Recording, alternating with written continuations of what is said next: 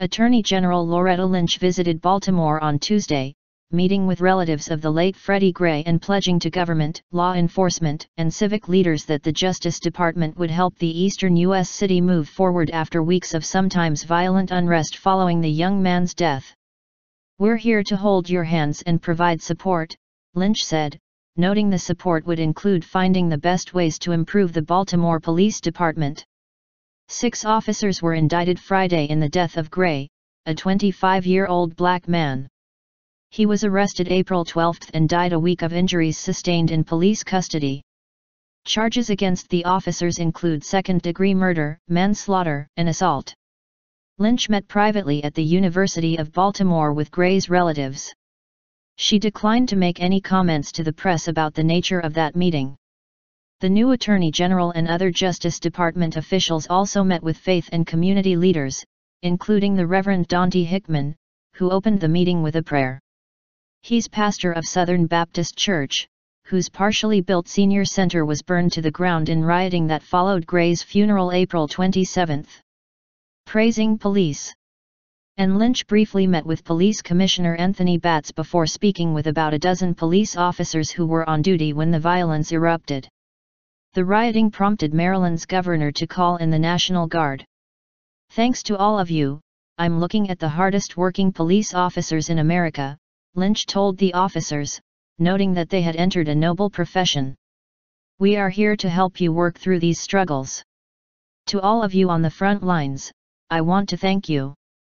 You really have become the face of law enforcement." Lynch took time to greet each officer individually before departing. Lynch was accompanied by other Justice Department officials, Vanita Gupta of the Civil Rights Division, Ronald Davis of Community-Oriented Policing Services, and Grande Lum of the Community Relations Service. They met with city officials and Maryland members of the U.S. Congress, including Senators Barbara Mikulski and Ben Cardin and Representatives Elijah Cummings, John Sarbanes, and Dutch Ruppe Ersperger. The congressional delegation thanked Lynch for visiting just 2 weeks after taking office.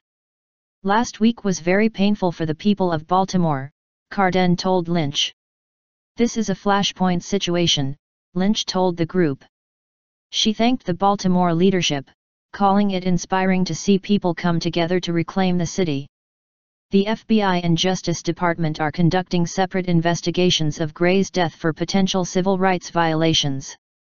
Of the 6 officers involved in Gray's arrest, 3 are African American. The police union said it will fight the charges. Obama urges rebuilding trust. Barack Obama called on Monday for the rebuilding of trust between police and minority communities in the wake of last week's riots. Appearing on CBS TV's popular Late Show with David Letterman, Obama said the lingering effects of slavery and racial discrimination continue to have a profound effect on many African American communities.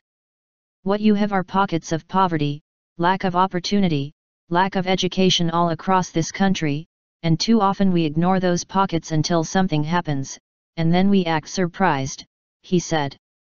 During a meeting with minority youths earlier in the day, the president acknowledged that many young African American and Latino men have the odds stacked against them from birth, and that they get uneven treatment from police. He said that young men of color are stopped and thrown to the ground by police for no reason, and that such treatment leads to urban violence in cities such as Baltimore and Ferguson, Missouri.